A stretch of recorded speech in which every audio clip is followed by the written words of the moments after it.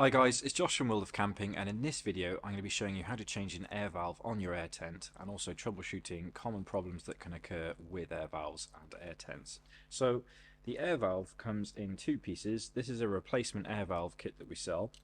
It comes with the back section and the front section. It comes with a locking tool and a zip tie for the sleeve for the bladder to go in. And to change a valve, this is one of the bladder replacement kits that I'm going to use as an example, but this is exactly how yours would be when it's out of the sleeve.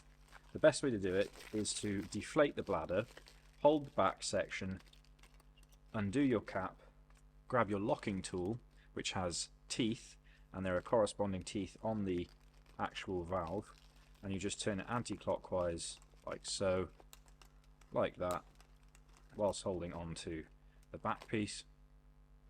Grab your replacement valve and simply screw it on and tighten it up. When you're doing this, make sure that you keep hold of the back piece, because this stays inside the bladder, and although we ship with a back section, this doesn't actually come out of the bladder, so don't try and force a back piece out of the bladder. It's very, very uncommon that anything will go wrong with the back piece. If anything is to go wrong with an air valve, it's going to be with the actual physical moving mechanism that moves up and down like that. That's in the closed position, and then the spring engaged, that's in the open position.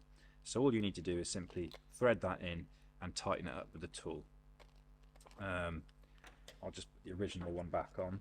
A couple of other little tips when you're doing this, especially with the outwell ones. As you can see, it does have the cap on a cord, so when you feed it in, I actually find it the best way is to feed it as much as you can with your hand, keeping the string taut, because one thing that can happen is if you get this cord wrapped underneath here, which can happen, I'll try and just demonstrate like that and tighten it, you're going to have a gap because of the cord being in there, and that could lead to a simple problem where you think there's something really wrong with your air tent, but it's actually just getting a slow leak from that.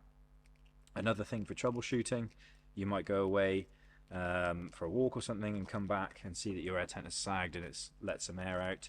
That doesn't necessarily mean that there's been any sort of damage to the tent. It could literally just be a case of you need to get the tool and make sure you've tightened it up like that, and then you reinflate it using your appropriate pump, put that back in there, and then that is it. And that is how you replace an air valve on your air tent. Thanks guys.